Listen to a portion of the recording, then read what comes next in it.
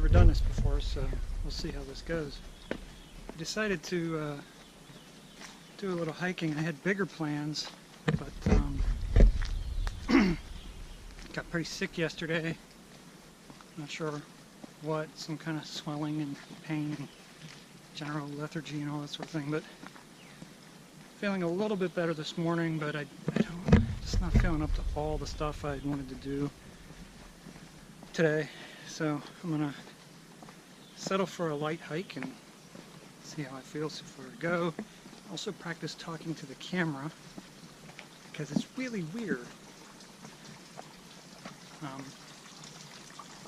Curious, you see a lot of other people do this kind of thing where they just talk to the camera. Do you feel as insane as I feel right now? I mean, I feel like a nut job talking to myself, holding the camera out there like the camera knows what I'm saying. So, something I was thinking about talking about for a while is pollution, plastics. And you know, there's always a good bit of focus on this, but I feel like lately there's been more, at least in the circles where I hear things, there's been more. We have like a, I don't know, what is, like, this month is like a national don't pollute month or something. I don't know what kind of holiday, but anyway, I've also been seeing a lot of chatter, sailing channels that I monitor, about plastic. You know, it's a pretty big deal. It's all through the ocean. It's a mess.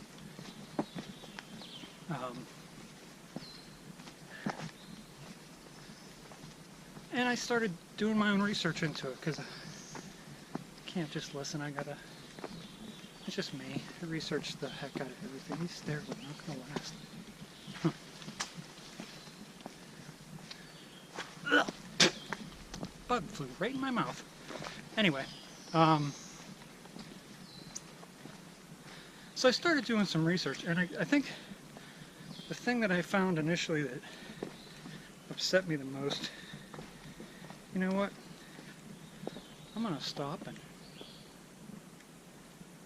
I feel like I'm in Jurassic Park. I'm waiting for a raptor to come out and attack me or something. I love this place. I am gonna miss coming up here in areas like this. I'm back. I had a bunch of stuff, my wallet and my phone and other things in my cargo pockets, you know, bouncing around being annoying. I thought, I got a backpack, why? I just put them in the backpack. Yeah, I'm out of breath because I'm not feeling well, and my throat is a little sore, my voice is a little weird, and I might die, who knows. So where was I? I did a bunch of research into the whole thing with plastics and everything. I wanted to see, I mean, it kind of started, it really started on a weird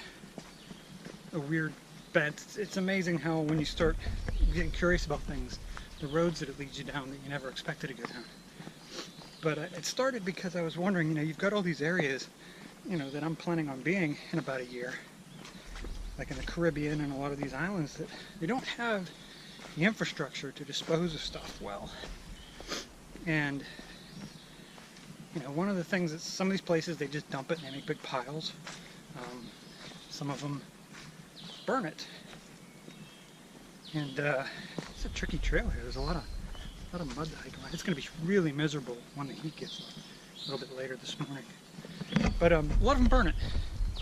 And you think, oh man, you know, I mean, here in the United States, probably a lot of places in the world that have good, strong infrastructure, you know, trash collection and sewage collection and everything. The idea of burning trash is pretty taboo.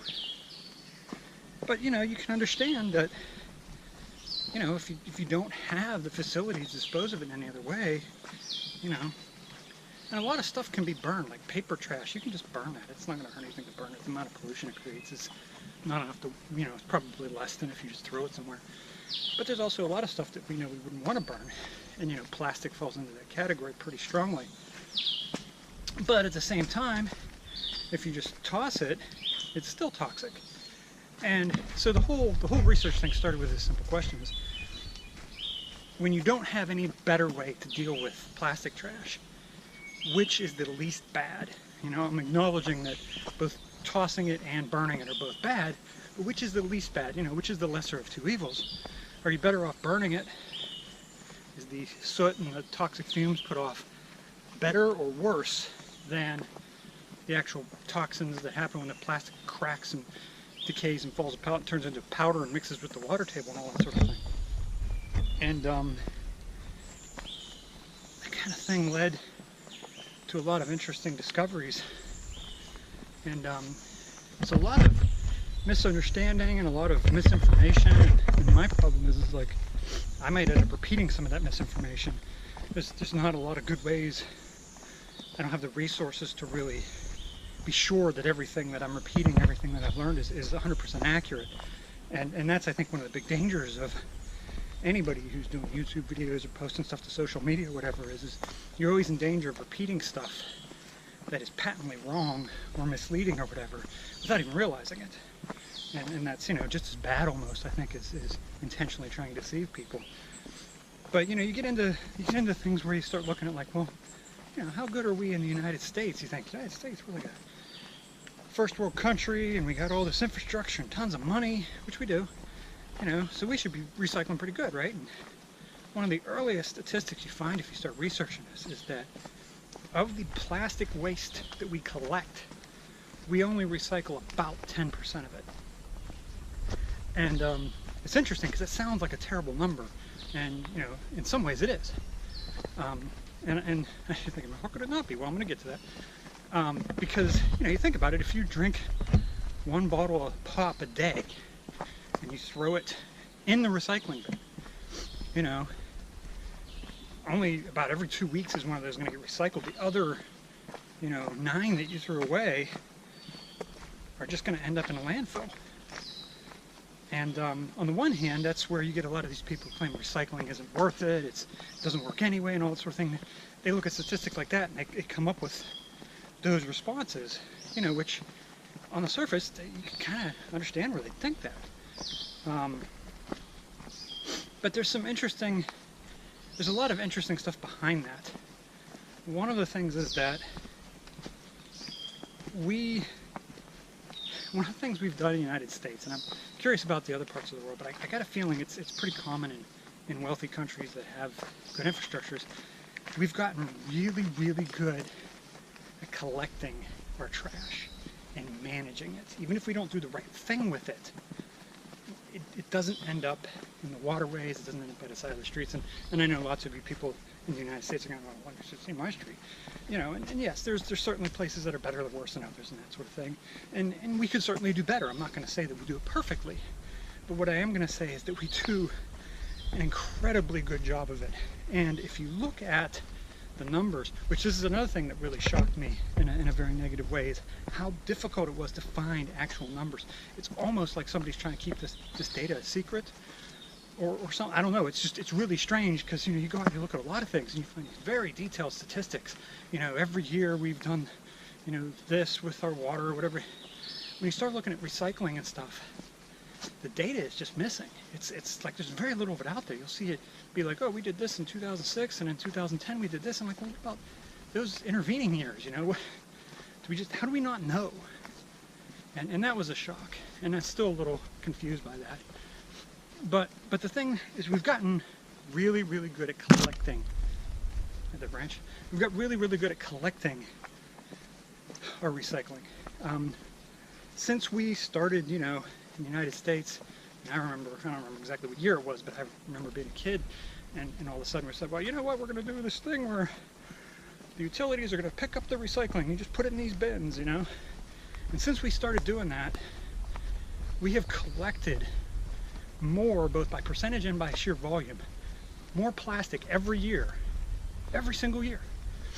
And it's interesting because you'll see these people, and that's a good thing, you know, but you'll see these people, it's kind of an interesting how the focus gets lost, because you'll see these people, you know, somebody will finish a bottle of something in plastic and there'll be a trash can, but they'll be like, oh, I gotta hold on to this until I get to a recycling bin, you know, which is utterly ridiculous because we're so good at collecting it that you know, every now and then if you toss one in the regular trash, it's not going to have an impact, you know.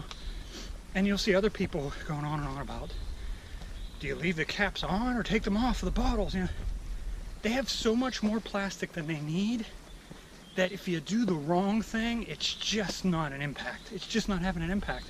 And the answer to that, and that's one of the things I found out, the answer to that question is, should you leave the caps on or should you take the caps off, is it entirely depends. It's just as unpredictable as, you know, if you look, a lot of mud here. If you look up for your local place where you're getting your stuff collected, you know, at your home or work or whatever, you'll have a list of the types of plastic that they collect and the types that they don't. And the thing that they don't list, because I don't know why, is all the little details about, can they recycle bottles when they have a cap on that isn't recyclable? Can they recycle plastic bags? Because a lot of places still can't handle plastic bags because it's too thin, and the stuff that grinds it up, it gets gummed up. It doesn't work. And you know, if you really care about optimizing, you know, there's a lot to know, and it can change because where your stuff is being picked up and taken to for processing might change depending on contracts and availability and all kinds of things. And of course, you know, where you do at work versus where you do at home, or when you're out at the movies or a party or whatever, can change. So if we were recycling like 90% of what we're collecting, I think it would be a much more valid concern about making sure that you're getting it all right. But since, and this is where I'm going to turn this negative into a positive in a second here, since we're so good at collecting it that we've literally overwhelmed the processing infrastructure, it's just not worth worrying about at this point. Just keep throwing it in there. You know, and if every now and then you don't have recycling around and you have to throw it in the regular trash, don't worry about it. And I think that's I think that is the, before I get to the positive, I think the biggest negative, the biggest problem with recycling right now is that we look at those blue plastic bins, you know, with their cans and everything in it, and when you buy a bottle of water and you drink it, if you throw that empty plastic bottle into the blue bin, the recycling bin, you feel good. Admit it, you do. You feel good. You feel like you did something good for the environment. You feel like you're not having a negative impact. Whereas if you were forced, and not everybody feels this way, but I think a large portion of people would have to admit that they have this reaction. If you were forced to throw that empty plastic water bottle in the regular trash, you would feel terrible. You would feel guilty. And there's nothing wrong. I don't know. I feel like making people feel guilty. I mean, I don't know if anyone ever contrived this or if this is just kind of a cultural thing that just evolved out of the situation. But, you know, feeling guilty, it's like, you just shouldn't. You're doing a great job. You know, the average American, the average person is doing a fantastic job of collecting work. And this is where this turns into a positive. We are collecting so much more than we can process. And that's not a bad thing, because the other thing that I've found with what limited statistics I'm able to find is that we're recycling, we're actually processing more of this stuff every year. But the thing you have to keep in mind, the logistics behind this, the logistics behind collecting it and convincing people that they should put their stuff in the blue bin and having a channel by which the blue bins get moved from A to B and end up at the recycling centers, the logistics behind that is way simpler than the rest of the logistics. Now you've got this giant pile of trash that is allegedly recyclable, and you've got to split it out because not all plastic is recyclable. And even if you look at the stuff and go, oh, that's the right number, that it's, you know, it should be recyclable, that doesn't always mean it's recyclable if it's contaminated in some way. Plastic breaks down in UV. So if you're out doing these things, you know, and these are great. I love the fact that people do this, because it just makes, I love the fact that people do this because it's been helping things just look better. But you got these teams, they go out and they pick up the trash along the side of the road and they throw all the plastic in the plastic and it goes in the recycling. What are the chances that any of that's going to be useful from a recycling standpoint? Because it's all been out in the sun. and the UV destroys it, breaks down the plastic, and I'm not a chemist, so I could be wrong on this, but I think if anything is going to make plastic unusable as a recycled substance, that UV damage, just, it doesn't matter what it was, you know, it doesn't matter if it was recyclable when it was made, the sun has destroyed it. You can't recycle it, you can't reuse it now. But the thing is so now you've got that, you've got to, you know, pick through all this stuff and find the stuff that's useful. You've got to have the chemistry and the technology to actually find what's useful and separate it out and everything. And then once you've processed it and you've turned it into these, I gotta watch, I'm gonna fall and break my neck. It's relatively, I don't know if, the funny thing about this is I don't know what this looks like through the camera, so hopefully you can actually see. But once you've got this, now you've got to get somebody to buy it. And the problem is that raw plastic is so cheap, like freshly produced, you know, out of a chemical factory or whatever, is so cheap. And if you work in a place where you've ever done purchasing or dealt with contracts or something, can you imagine how hard it is to convince some company that's making bottles for Coca-Cola? Because Coca-Cola, I don't think, makes their own bottle. I mean, you really think Coca-Cola makes their own bottles? They farm that out to the cheapest bidder. And they have quality standards because they don't want Coke bottles that are going to leak or break or be, you know, crap in any way. They want their beverage to arrive in a bottle that makes, you know, people have expectations. Do you really want to risk losing your contract with Coca-Cola by buying plastic from someplace that is untested and unproven, and you don't know if it's going to make, you know, you don't know if the quality is going to be there? Do you want to be the person who is responsible for that bottling factory going under? And you know, that takes some balls. That takes some real courage. And even when you ignore the chemistry and the physical, you know, the actual making sure that it works, you know, there's the trust and there's the established relationships. And of course, the companies making new plastic, they're not going to say, oh yeah, just do the recycle stuff, we don't mind losing the business. They're going to find ways to try to be more competitive and try to, you know, undercut. They want to keep their business too. And those are just a few of the challenges involved. I mean, on top of that, you've got the physical shipping it around and the, you know, all these other things that have to go into place. And in spite of all these challenges, we've been recycling more of what we collect every year than every previous year. This is so beautiful. I'm just going to play. I love this spot. This is one of the reasons I came to this area, is this specific little spot right here. I don't know what this, get the camera, there we go, so I can see it.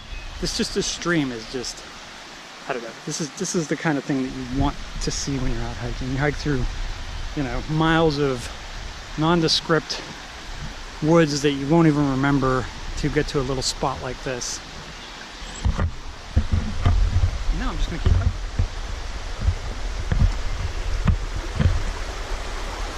So when you hear this 10%, and you get all upset because you know, most of it's ending up in the landfills anyway. Again, I'm not saying that's a good thing, but it's not as bad as you think. It's a matter of ramping up. And the simple fact of the matter is we've been able to ramp up the collection. We've been able to ramp up the collection. Ooh, how do I get through here without being knee deep in mud? We've been able to ramp up the collection way faster than we've been able to ramp up the processing. And as a result, we process more every year, but we also collect way more than we can process. And that's just, you should pat yourself on the back. You're doing a good job. But then this comes back around to, you know, burning it. And, you know, one of the things that comes up as very interesting is in the United States here, the other thing that we have is tons of land. There's just land everywhere, you know, and people live on some of it. Some of it's protected, like this great little forest park thing, and a lot of it's cities, blah blah blah blah blah. Whew. Man, whatever has got me down is making me really regret the fact that there's a tiny little hill here. Lost my train of thought. In the United States, we have tons of land. And one of the things it means is, you know, you tend to use what's available.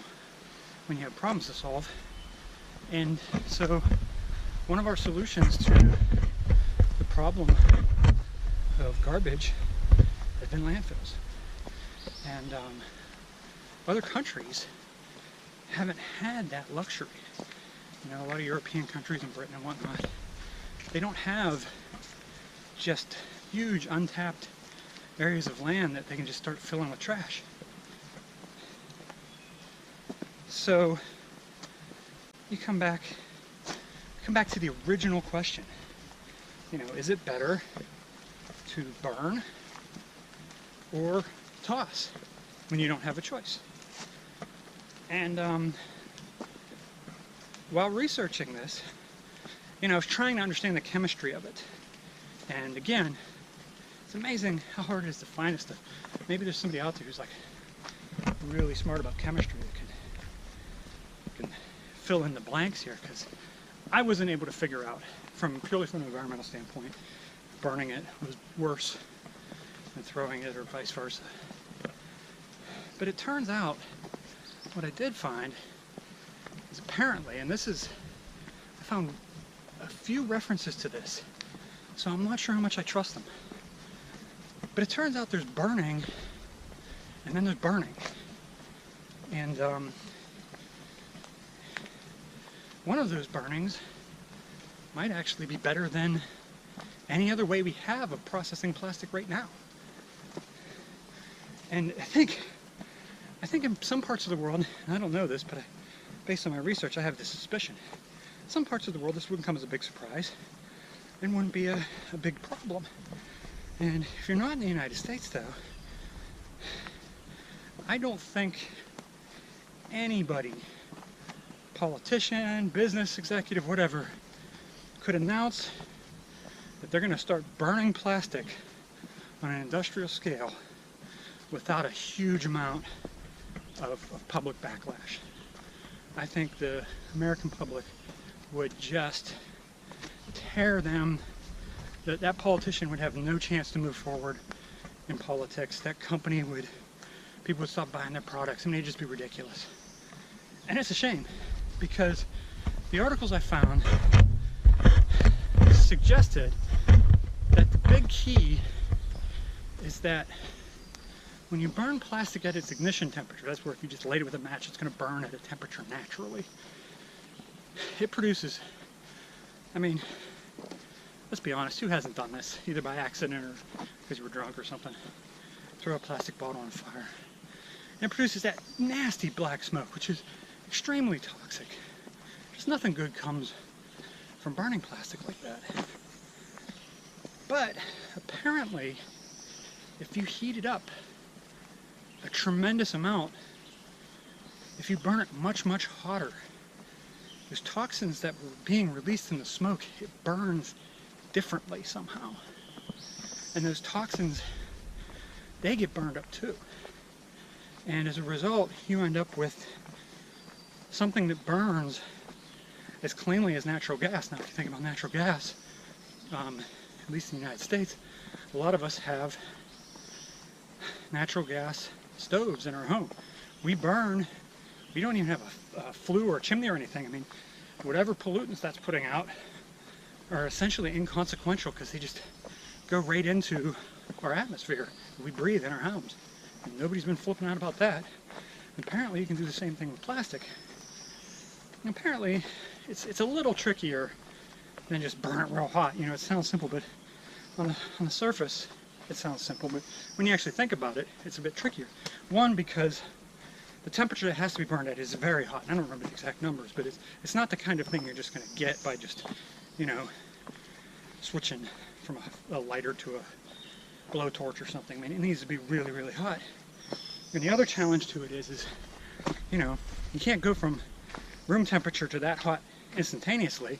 You're gonna slowly warm up until you get there.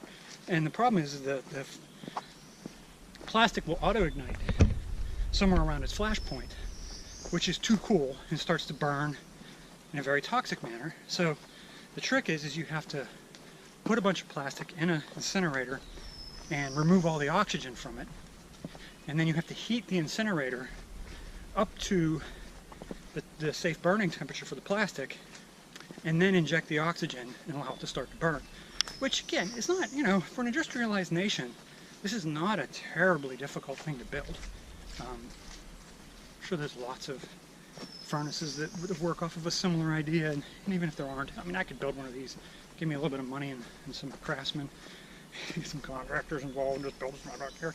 But I mean, it's not a terribly difficult thing to build, but it also means you can't just throw the stuff on a bonfire. No matter how big you get that bonfire, it's not going to get hot enough. You know, so it got me thinking, is, you know, when you look at these, and this is where we come back to the original question again, because there's a lot to this, and you know, there's this huge focus on plastic in the ocean, which there should be, because it's a big problem. But there's a lot of misinformation, and one of the common things you hear is, you know, you see these pictures of these beaches with garbage everywhere. Oh my God, look how bad the oceans are, and then you get the deniers. Well, I live on the beach, and it doesn't look like that. It's a bunch of crap, you know. It's nonsense. It's made up. It's fabricated, Photoshop, blah blah blah blah blah. And you know, one of the things you have to take into account, we're talking about the ocean. The ocean is not a homogeneous, consistent thing. That looks like we need to get some Boy Scouts out here, fix these things up. The ocean is not a homogeneous thing that just is consistent, like it's the same everywhere, you know. And it has some pretty pronounced currents. And as a result, there's some areas that, you know, if you throw a plastic bottle in the water, 15 minutes later it's just gone. And the current doesn't really bring other people's trash to you. It sweeps your trash away. In addition, there's, you know, in a lot of the wealthier parts of the world, if you get up early enough, you'll see them sweeping the beaches. Not with actual brooms, but they'll go out and they'll clean the beaches. This happens in a lot of areas. You know, just because you have touristy stuff going on, and even if you don't have trash washing up from other places, you know, tourists aren't the best at keeping their stuff clean. So, think, well, it's not that hard to clean it up, but has anyone ever taken the time to look, you know, how much stuff do they actually pick up on a daily basis? But the other side to it is there are places where the currents just take everything, and they literally just wash this garbage up on a beach. You know, it happens. It does actually happen like that in some areas. And of course there's areas that are, you know, the more you're dumping in, just statistically, the more likely it is to be floating around near you. And again, in the United States, we're really good at containing our stuff. And so we don't dump a lot of it in near our own shorelines. And as a result, you know, most of the plastic that we would have coming to our shoreline would have to come from somewhere else. Well, we don't have a lot of other, you know, poorer countries, you know, oceanically close enough to us that a lot of this ends up on our shorelines. Another one of the big things, this one really ticks me off, because I think this is well, this whole thing about the giant floating island of plastic in the middle Pacific, which is completely wrong, but the truth is probably actually worse. And the reason for this is plastic can't survive in sunlight. The UV rays, just like the, you know, same thing gives you a sunburn and fades your carpet and everything else that UV does.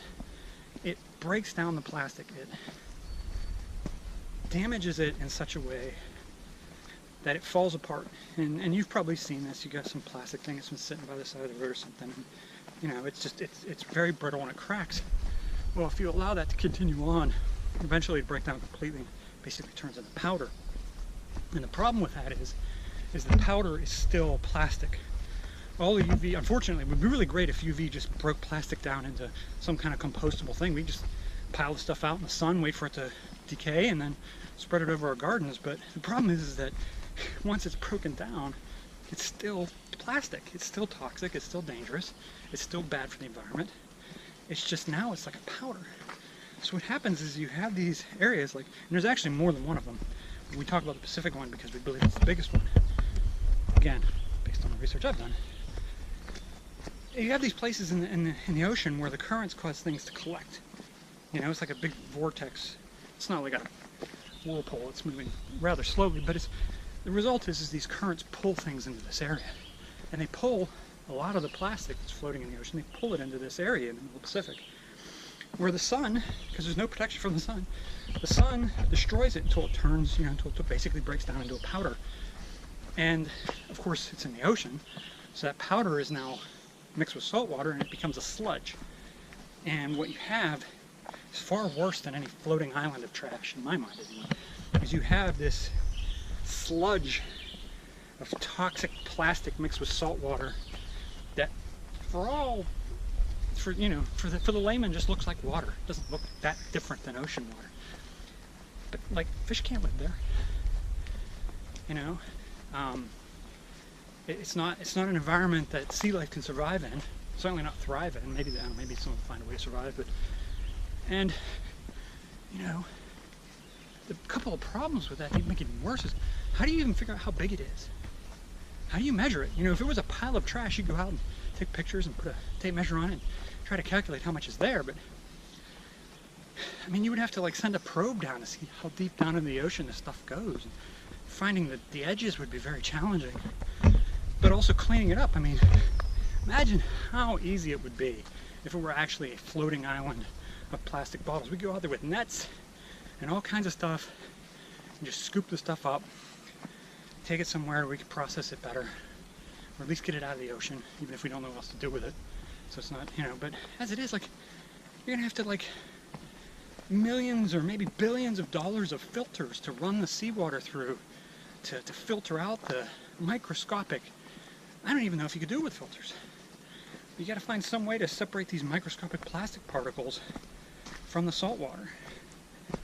So it's actually, if you ask me, I think it's a very bad thing, because people will come out and they'll show these pictures of garbage piles and claim that this is the pile in the ocean. I mean, if you look around the internet, you'll find these articles, and that's not what it looks like at all. And of course, then people say, I've been through that part of the ocean, and that's not there. This is obviously complete nonsense, and so it hurts the cause, I feel like, to lie about it. I think telling the truth is actually more impactful, because again, I feel that the actual impact, the actual situation is worse than what is commonly portrayed. So we come back again to, you know, United States. Oh, look at this challenging tree down on the trail. We come back to the United States and other wealthy nations, and I speak mostly about the United States purely because I can from experience, because I live here. But I expect that a lot of developed nations are very similar.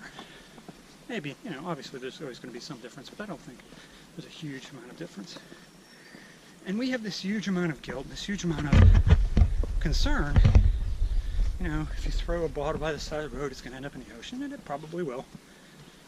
But I think the thing that we need to pat ourselves on the back for is, as many times as we fail, as many bottles as are on the side of the road or end up in the ocean from the United States, it's not really that many. We're very, very good at controlling our trash. And you can say what you want about landfills. You know, they certainly don't seem to be a good long-term solution. But at least we're keeping the stuff in a place. It's controlled. It's not just going wherever.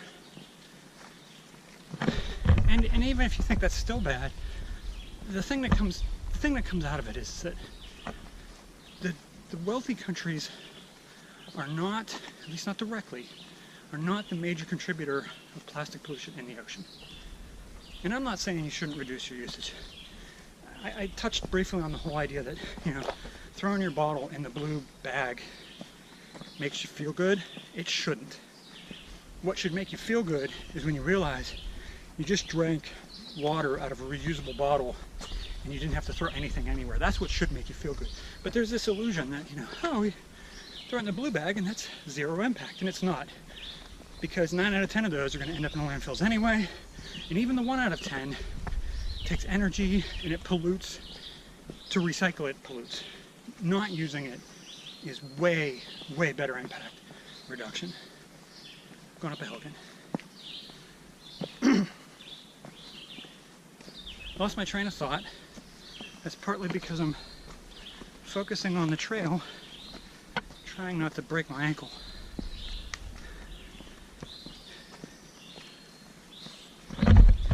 So the reality of it is, the harsh, really harsh realities. Most of the plastic in the ocean is coming from poor, undeveloped nations. And there's a very simple series of reasons. There's about 4 or 5 reasons that all work together to cause this to happen. And the easiest one to understand is poor nations, the people can't afford to pay taxes. And what pays for your trash pickup? Taxes. What pays for, the recycling centers and stuff? You say, oh well, the people who are using the plastic to make things should be paying the recycling centers for the plastic. And yeah, that's right. But it wouldn't happen if it wasn't subsidized. And maybe that's a bad thing, but that's another discussion. And, even if it were financially profitable to collect and recycle plastic, these poor countries don't have factories. There's no infrastructure there. There's no roads, there's no trucks, there's no shipping. Why would anyone put a factory in one of these places to process plastic? Especially not when there's 10 times more than they need in developed countries that have all that infrastructure. So the simple fact of the matter is if you're one of the folks in these poor countries and you drink a bottle of water and you think, oh God, bottled water is terrible. Yeah, but think about these countries. When you get bottled water, it's not going to make you sick. There's really nowhere else you can go that's guaranteed. Here, again, in the United States and probably a lot of similar countries, you have a tap. A lot of public areas, you just turn on the tap and make a glass of water for yourself. And you don't worry about it being safe. I mean, yeah, some of you do. Don't get me wrong. There's been some issues. But most of the United States feels relatively safe that their water is safe to drink. Their municipal water is safe to drink. You go to public areas, and it's just, I think in some places it's a law. You can buy some kind of beverage, a soda or whatever. Most of these places, they'll give you the water for free. You go to these poor countries, man, clean water that isn't going to make you sick, that's a luxury. So you can't really blame them for grabbing bottled water when they can find a way to afford it. And it's not just bottles. Anything else comes in plastic. And the thing is so now that they've consumed these things, they have these containers, what are they going to do with them? There's no trash pickup. There's probably not even a dump to go to. Even if there was, these people are worried about staying alive. And you have 2 choices. Well, 3. You have 3 choices. You could burn it. Well, you're going to do that once. And if it doesn't kill everybody around you, you're going to realize you don't want to burn plastic anymore. So that quickly becomes not an option. The other option is you can dump it on the ground. You can dump it in the river. If you dump it on the ground, that works for a day. Come back the next day and you dump it on the ground, and the next day you dump that bottle on the ground. It doesn't take very long before there's no ground left to dump it on. If you dump it in the rivers, the water takes it away. And you can complain that these people weren't seeing the greater impact of their actions, and that's true, but I can't really blame them. When you get to a level of poverty where, honestly, when was the last time, if you're watching YouTube, you've probably never experienced this. Some of you have, I'm sure, but most of you have never woke up and said, my primary mission today is to get enough food to eat. When that is the most pressing thing on your mind, how much are you really worried about where that plastic bottle goes as it washes miles and miles away and eventually into the ocean that's so big you can't even conceive of its size because you've never been in a plane. And as a result of these factors, and there's one more factor, people who hate plastic, and I hate to hear this, but we have to understand it, we have to accept it. As a material for packaging things, plastic is wonderful. It's cheap, it's light, it's strong, it doesn't break, it doesn't corrode, it lasts a long time. You can get into the whole BPA discussion, but it's not terribly toxic to the foods that are inside of it. Yes, there's problems with BPAs, but honestly, compared to, trying to ship something to a third world country in cardboard or tin cans or glass or something, and geez, you put these glass bottles in one of these carts and try to take them across these bumpy roads. How many of you think can still be there when they get there? So the result is that, anybody that's making products that are ending up in poor countries, there's a good chance that they're packaged in plastic, because plastic works really well for that kind of thing. Low bridge. And as a result, I've seen this, there's a thing you do when you can't, there's a thing I do anyway, when I can't personally verify a piece of information, because I'm very cynical about everything I read, very skeptical. When I can't personally verify something, I tend to look around and see how many independent sources are demonstrating it, and not just claiming it, but actually showing evidence. And I see a lot of evidence. The majority, by volume, of plastic in the ocean is coming from these poor countries, simply because they have no other way to deal with it. Hello. Hello. How are you guys doing? Pretty good, how are you? Pretty good. Hey. All right.